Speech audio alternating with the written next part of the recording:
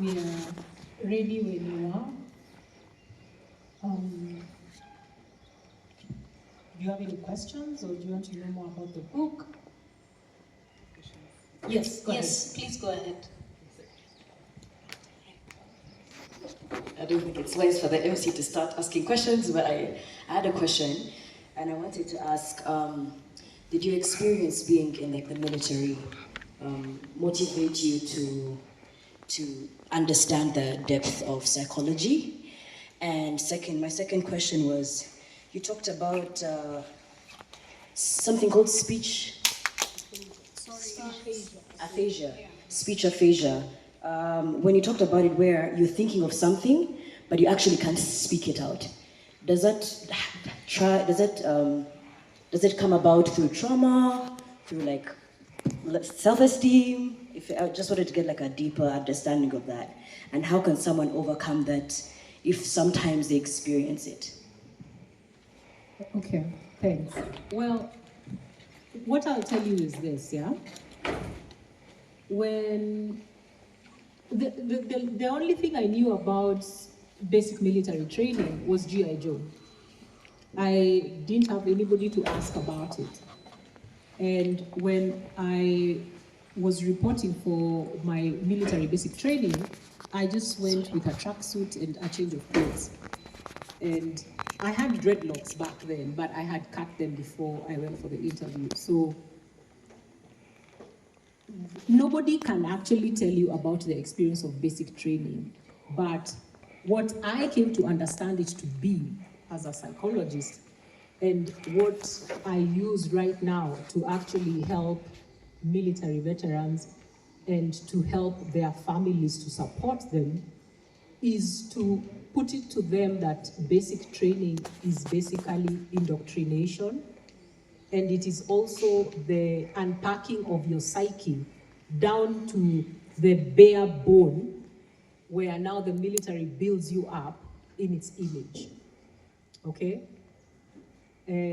I would not allow, if I could, if it is within my power, I will not allow my daughter to join the military, because the military strips you of your identity. It strips you of whatever you think you believe, whatever you think you want, and actually just fashions you to actually just be a soldier. I don't think people take seriously what it means to be a soldier, but I do, and that's why I'm so passionate about it, because they take everything from you, as they should, because who else is actually going to go and kill on behalf of the country? You wouldn't do it, I promise you. Yeah, you wouldn't, right? But there's something that has to happen to you for you to be able to do that, and that is actually psychology, right? So when you're asking about what happened, it's because really, at a functional level, my verbal expression it had nothing to do with my self-esteem. You know, it was purely because of how gruesome basic training is. You don't sleep. You're constantly awake. You're constantly on the move. You're constantly being made to detach from yourself. You know, like the day I really accepted I had become a soldier, we had gone for a battle camp, right? And so we are there crawling all over the place to avoid, because now we were playing war games, to avoid basically being killed. And I remember feeling so thirsty and so hungry and wondering, when are we going to eat or drink? Because it had been a whole day of just running around doing maneuvers. And then I felt my pouches, and I felt something round. I removed it. It was an orange, and it was dirty.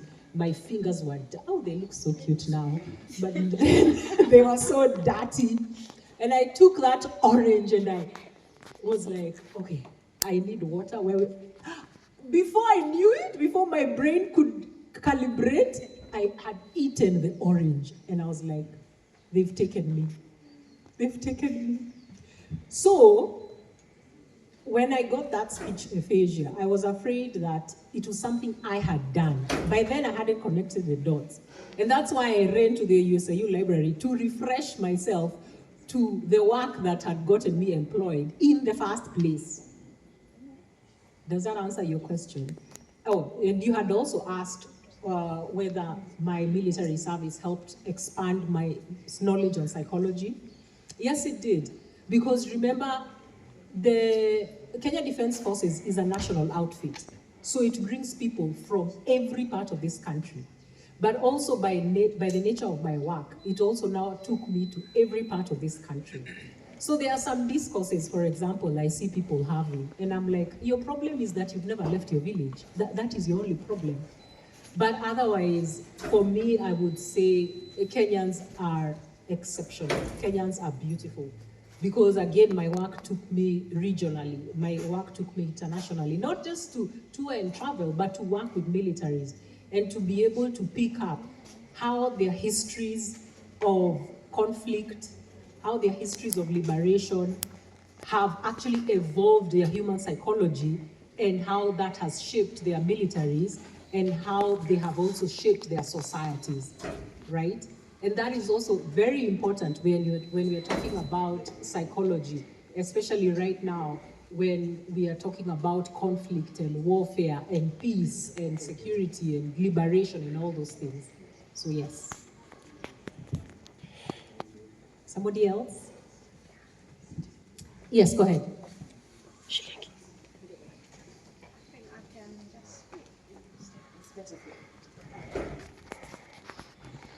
Okay, good morning, everyone. All right, my question is going to, yeah. So it was about, before you talk about the psychology and counseling. So like my question is that, is there any difference between psychology and then counseling? Like you say, it should have been written psychology, but then they don't do that. Like when missing it, yeah. So I want to know what is the difference between psychology and counseling? Okay. Yeah, that's a very good question. Without going into a psychology classroom, I'll try and answer it in 60 seconds. I see that, I suspect, let me say I suspect, because I've interacted with people from Kenya and also different parts of Africa. Counseling is the practice of psychology. So what people know from movies of seeing a therapist sitting on a couch and talking to a client, that is counseling. Okay? Now, what psychology is the study of the human mind and the human behavior. And that is not special to just psychologists. It can be anybody in this room. All of us have a psychology because we think and we behave in certain ways. So a psychology class is crucial for every human being, as far as I can see. It's important for us to understand how we think and how we behave. But when it comes to counseling, that is the practice of psychology. That is what now you do in a counseling room with a client. Yes. Did I answer your question? Yeah, but it's like a little bit. Mm-hmm. So like my question exactly, it was, is it supposed to be written counseling office or psychology office? Oh, okay. As far as the office is concerned.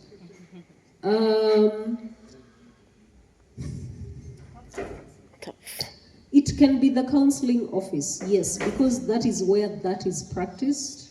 Yes, it can be, yes, because psychology has very many branches and you don't want to just limit it to the counseling office, part. There's many types of psychology. So calling it the psychology office only might not be helpful. So it's the counseling office, yes. But so here is the trick. You have to understand the context in which you're working. What do people know about counseling and what do people know about psychology?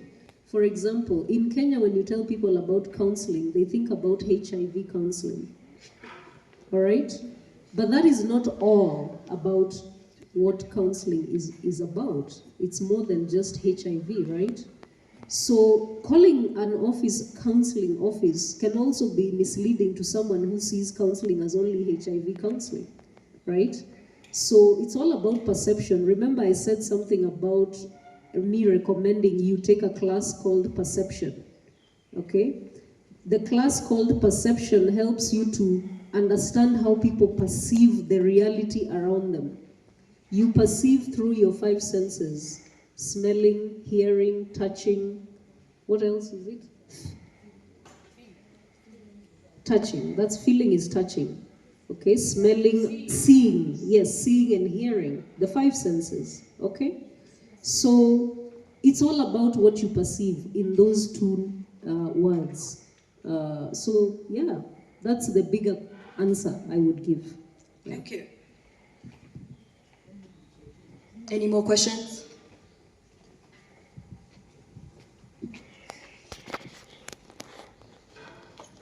Good morning, everyone.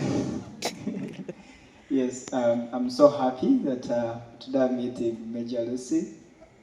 Thank you for meeting. I'm glad I've met you. Yes, at the same time, I'm also glad that I've heard from Miss Mary. I'm so glad for the exposition, perspectives you've given us regarding psychology and their contributions to that handbook. And actually, there is a lot that was going through my mind as you were sharing the different stories and the narratives. But there is something that I want to just focus on for the sake of time.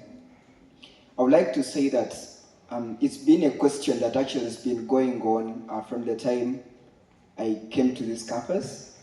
My name is Justin Chirebeka. My major is psychology, and my minor is management. Sorry, I didn't introduce myself at first. I was saying that there has been a discussion from the time I joined campus, and it's the same question that actually has been highlighted about, that is the Africanization of the psychology that we have today. And I would like to say that to me, as you were giving the speeches, I saw this is at least one of the milestones that we are able to celebrate if we have representatives from Africa that are actually contributing actively to this handbook. And my question goes, we appreciate the steps that have been taken, but from your perspective, especially for us that are studying and getting into this profession, what more can be done for the more Africanization of psychology? Because yes, some has been done, but I also believe there is much more to be done. However, as students that are actually going into this profession, we're still struggling. What if we really don't have enough knowledge to know how much we are able to contribute to this cause? Because it's real regarding, if we can look at the DSM-5s and so on, and how they really relate to our African setting. So what would be your message to us, the current students in this field, on how we can continue with this movement for a better future in psychology? Thank you. Yeah, that's a great question. I'll say something and then I'll pass the mic over to Major Mukuria to also say something about it. That is a very important question because that helps us to understand the contextualization of psychology in Africa and even in Kenya more specifically. When you read this handbook, you'll realize that psychology was in the way we know it. There's the way we know it now and how it is taught in universities. But people have been thinking since the beginning of humanity, right? So that does not mean that there was no psychology before the modern times. There was psychology. It's just that nobody documented it in the way that it has been documented. So we have to also give kudos to the countries where modern psychology originated, in the universities that it originated in those countries, because they gave it the shape and touch that it has today, in the way that we are able to sit in a classroom and learn about it. But that does not mean because they are the ones who documented it, it did not exist before that, right?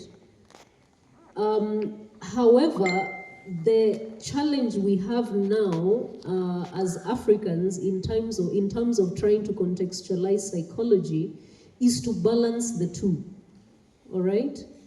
To look at culture from our perspective as Africans or Kenyans, but also as global citizens. We are all the human race, right? You cannot separate yourself from someone, as I mentioned when I was making my opening statement. Your perception can not lie to you, but it can trick you into thinking that you're different from the person in Japan, right? Or the person in Namibia, or the person in Chile, right? But what you have in common together is the human race. You're all belonging to the human race. But you also need to make specific considerations of the fact that you live in Kenya. And because you live in Kenya, you have specific experiences as someone who lives in Kenya. That is what makes you different from someone who lives in Chile or Japan. For example, if you live in Japan, earthquakes are a very real experience for you. So you've probably adopted behaviors that help you to anticipate how you're going to react when there's going to be an earthquake, right? Because in Tokyo, Osaka, there'll be earthquakes, right? If you live in Chile, it's a desert. Pretty much the whole country is a desert. So you're going to have specific behaviors. Even your body starts reacting to where you live. For example, you're not going to be as thirsty if you live in Chile. Why? Because your body has learned how to use as little water as possible. Okay? So if you're sitting in a room like this with the AC at USIU, your friend will say, oh, I'm thirsty.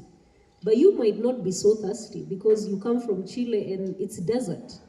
And your body has adapted, right? Even your temperature mechanisms, your body has learned how to moderate your temperatures. So all that kind of stuff is very important to understand as we contextualize psychology. So let's think broadly in terms of what applies to all of us as a human race, but also remember what is unique to us as Kenyans or whichever country that we come from.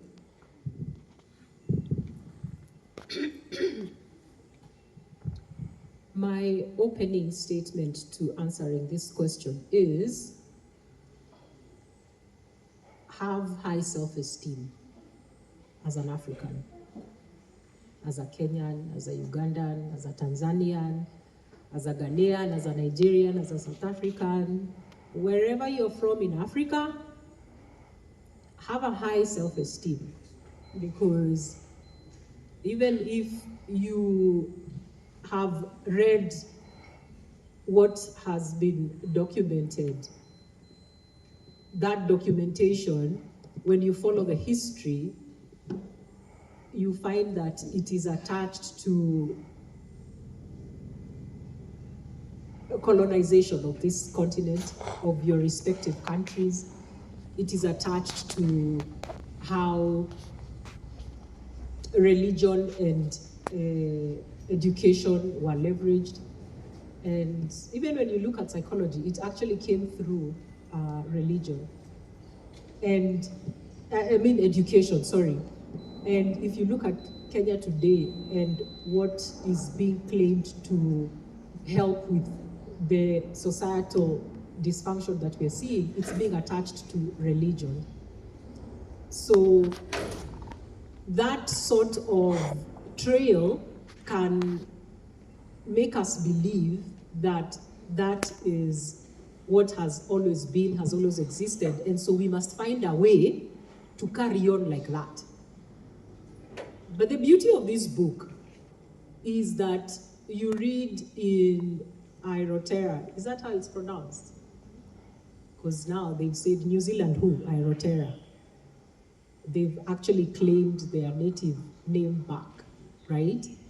They are actually in court presently because they are suing to have that westernized form of psychology that came through colonization They're suing to get rid of it because it does not capture their cultural, traditional, and everyday living, including identity. So they are like, you want us to fit what you've brought to us, even if it's not working to us. We're supposed to bend over backwards, do acrobatics. Well, we won't do that. What we are going to do is, you're going to get out of here, and we are going to elevate what has always been in our culture and tradition and identity, that even includes intuition, that includes rituals, that includes ceremonies, you know, to be able to support the mental health and wellness, promote joy and happiness within our communities, and not just to be able to treat dysfunctions. Because you see, that is what is also out there. That's why in Kenya, psychologists are really, really prioritized when there's a crisis, be it HIV, a terrorist attack, right? A building collapsing. So it is seen as this thing that comes to correct. It is not seen as this thing that actually helps to improve, to elevate, to even lubricate, to harmonize. And for me, this is what I would want you guys to think about. Have self-esteem, right? Look at Nigeria. They have this very phenomenal community approach, because when you talk to any psychologist, they'll tell you, you know, I'm practicing cognitive behavioral therapy. You know, but my question is, how is that serving your community, or are you making your community fit into that? So what I love about what one person did in Nigeria, they have this, because why can't Africans come up with theories? Why? What is stopping you? What is stopping you from coming up with something and say, this is my theory? It's only your low self-esteem that is stopping you, that's all. So anyway, in Nigeria, this guy comes up with this concept, right, that has now been adapted in the global north, but you won't see it anywhere past Nigeria, right? But it is in this book, but it's not in your textbooks. So this guy decides that people who are said to be suffering from mental dysfunction, psychological dysfunction, psychiatric disturbances are actually going to be housed in the community. So if you have a house, you leave one room for a patient. They eat in your house, they sleep in your house, and somebody from your house escorts them to the village dispensary, because they don't have the funds to have like a big hospital. And so they don't want them on the streets. They can't send them to their madare because they are in the rural areas. So this guy starts making every household house one patient. You know, they're not even a member of that household, because there's one thing, and I'm sure you guys know, that happens the moment you trip. It's like families have a hard time supporting that.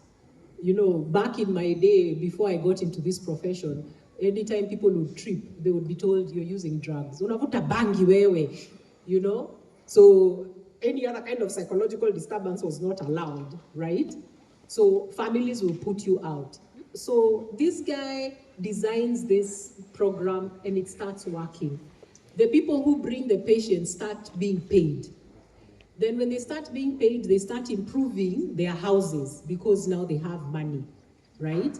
Then now it reaches a point where this taking care of patients to get better is actually elevating the quality of life of the villagers, because they are improving their houses, they are renovating them. This is the African way of doing things in community, whatever it is. And mental and behavioral health and wellness should not be an exception. So ask yourself, what is stopping us? Outside of self-esteem, what is really stopping us? Okay?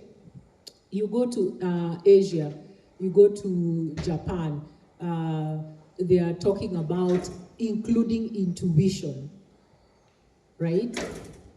Including intuition as part of how they are able to manage people's wellness, right? Here in Africa, our key fundamental tools that we have to actually uplift the human spirit, storytelling, dance, music, how are we using that in our psychology? Or must everybody fit the theories that we have been able to learn? So everywhere you go in the world, you see how they are being changed by what is happening to them. But not everybody, because that's another thing I've realized. People wait to gather steam and say, hey, we are many, let's go make this change. When you read this book, you realize it doesn't work like that. And if actually you live outside of your day-to-day, you'll realize, even in real life, it's not like that. It's not a group of people. It's one person who is able to build a network, and they're able to just keep pushing and pursuing. So for me, I would say, do things, write them, have them peer reviewed, publish them. Because even in the world right now, a very significant shift is happening where, you know, people are claiming their own identity. They are claiming their own narrative. You know, in Africa, it may seem as though it is just from a political point of view. But when you look at it from a psychology lens, you realize that people are actually reaching out to what they are aligned with. Because people have been misaligned for so long. People are seeking realignment so that they can be able to actually have joy and have peace. And I'm talking about it in this way because for too long, when it comes to issues mental health, it has been seen from the side of illness and sickness.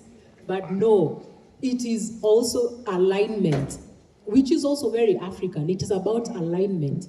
You know, it is about joy. It is about peace. It is about safety. It is about community. So how do we bring that out and be able to actually have it work for us? For me, I would say, if you are in this field, Justine, right, the use of roots, seeds, leaves in the wellness of people is important. As a psychologist, this is something I am also learning, right? Because remember, since I left this university, I've gone on to learn about innovation. I've gone on to learn about leadership. I've gone on to learn about fundraising and all those things. So do things that are in alignment with what you're doing. They may not look related because you have been taught that there's a school of and a school of. But when you think about it in terms of just a holistic kind of way, you realize that there's a way things move in harmony.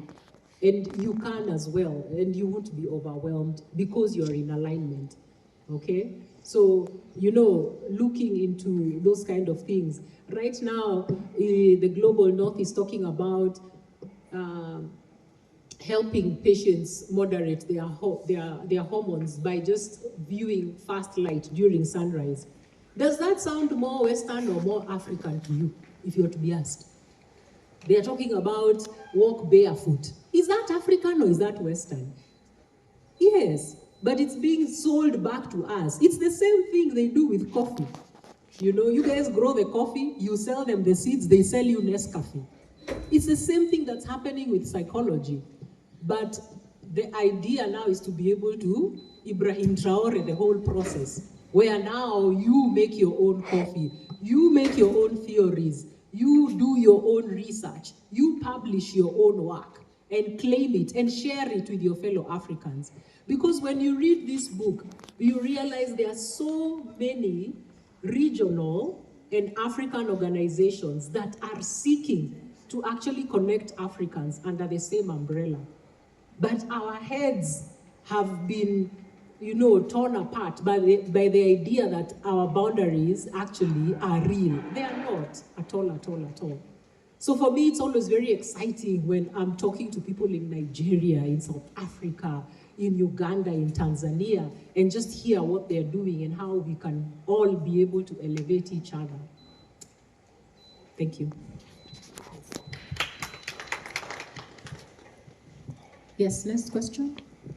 Hi, my name is Nemo Jamal, and congratulations on your book. So my question is on, relates to your experience, and also thank you for your service for the country.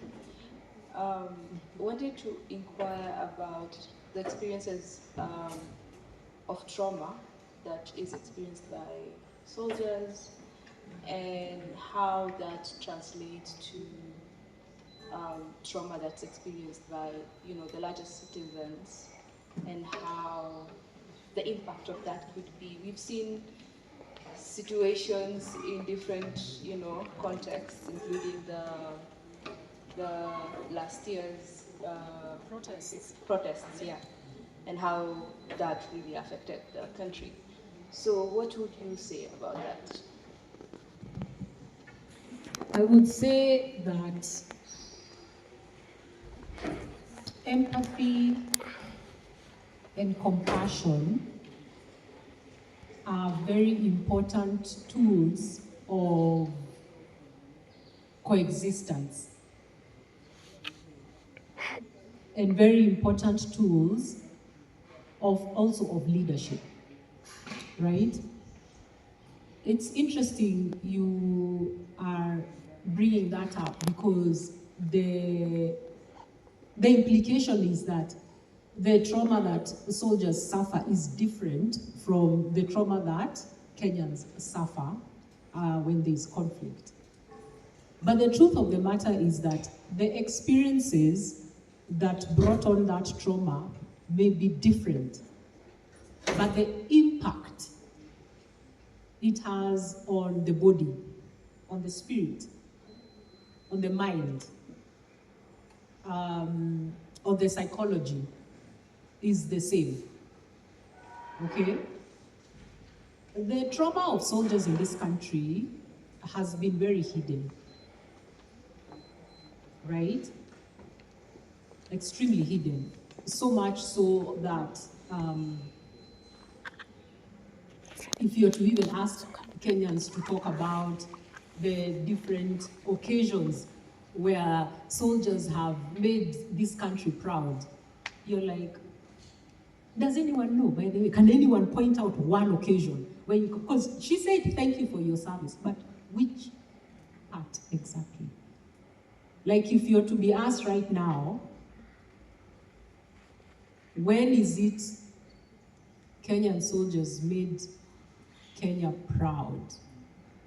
Which incident would you point to? Anybody? None. None. Why none? Because you don't know. But I want to bring it to your attention that every time you're saying thank you for your service, or you're saying, our heroes, they are the best, know that it has costed something on that end. It has costed lives, it has costed families, it has costed relationships, it has costed sanity. And that's the part that is not really talked about. But I think there is now an understanding of how it is, how we behave and how we are able to master ourselves or not can actually lead to the degradation of people's wellness collectively. I think now we are seeing it. If you are, I used to say it all the time, Uhuru Kenyatta was my commander-in-chief. And I categorize his leadership as one of alcoholic leadership and betrayal. That's what I call it. And the present government, I say it's a leadership of cognitive dissonance and betrayal. Because for me, I always look at it from the lens of human behavior. We have a video we did, a psychology of corruption, right? And it was during that time, if you remember, when people were going to Bomas of Kenya to end corruption. I don't know how many of you remember. And we were like, how can you say you're ending corruption when you haven't dealt with your wounds? When you haven't dealt with the reason criticism to you feels like rejection. When you haven't dealt with the fact that poverty to you, the idea of it, makes you want to gather everything, even if it is not yours, just for you to feel secure. How can you talk about ending corruption when you are actually morally corrupt yourself, where you don't have fidelity for your own body because of the things you put in it, whether it's overeating, whether it's using drugs, whether it's just sleeping with everybody, when you don't have that, but also when you can't even have that fidelity with the people you say you love, whether it is your wife, whether it is your children. And I know people don't think about this, people don't think about this. But if a person cannot do right by themselves, if a person cannot do right by those they say they truly care about and they love, then how would you expect that the person will deliver anything to you that will bring you prosperity and joy and harmony and peace and all those things? I like what's happening in this country right now from a psychological point of view, because there had been a perception that people had latched onto, that as long as we are doing well economically, everything else doesn't matter. But now people are realizing, if I can't function, if I can't focus, if I don't have joy, if I can't sleep at night, if I have to use alcohol or drugs to numb myself, if the person that I know disappeared and I'll never see them again and I don't understand why, when now people are beginning to understand what is really, really important to them. So the experiences may be different, but what it does to even your dreams, the impact is there. Right now, people are talking about this, that autoimmune disease. We never used to have these things, but really at its core, what are autoimmune diseases? It's just a reflection of what is overburdening you psychologically. That's all that it is. And so that's why I'm saying for psychologists, if you're to actually start helping people from even a medical perspective, you must begin to look at how is it the community you're from, how is it used to help people with what was readily available there. Because I'm telling you, it is there. What is elevated about that indigenous knowledge? It's so weird because usually it has to do with beauty. You'll be told what you can put on your skin for acne to go away. You'll be told what you can put on your lips to keep the color. You'll be told what you can ingest to make your skin brighter. These things are not from out there, they are in here. So go deeper and see what else your communities have to offer. But at the end of the day, the thing that's going to take care of the trauma is actually predictability, safety, and peace. And that does not come with force. It comes with community. Have I answered your question? Okay. Let me just add something as a civilian who worked in that military space. As a civilian, I had a very unique experience of looking at it as an outsider, you can call it. And I was straddling two worlds because I have worked in the humanitarian sector. I've worked with refugees of our surrounding countries from the Democratic Republic of Congo, South Sudan, Sudan, Ethiopia, Uganda, At some point we had Ugandan refugees, so, and Somalia, of course. So then I went into this space where I was now working with the military. It was trauma from a different perspective, for sure.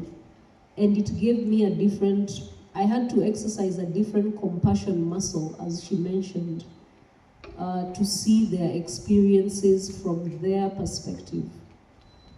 Because when you're a civilian, it's very difficult to understand what this person goes through. You know, the sleepless nights, the training that is so exhausting, living in lack most of the time, having to have unconventional ways of doing things, experiencing violence. It's not the normal, a human being is not created to experience violence constantly, okay?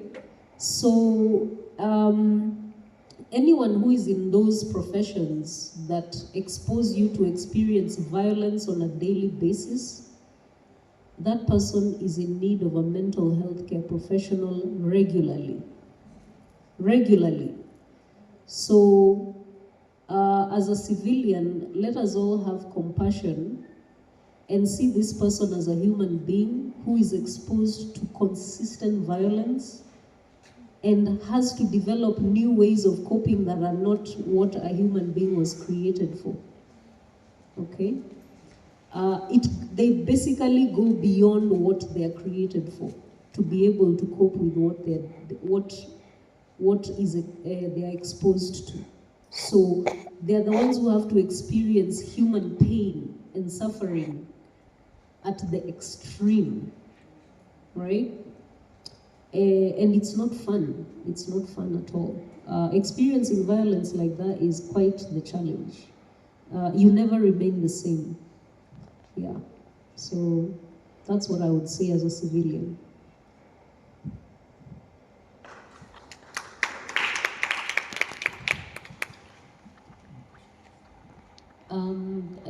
The staff from the library, you can guide us so that we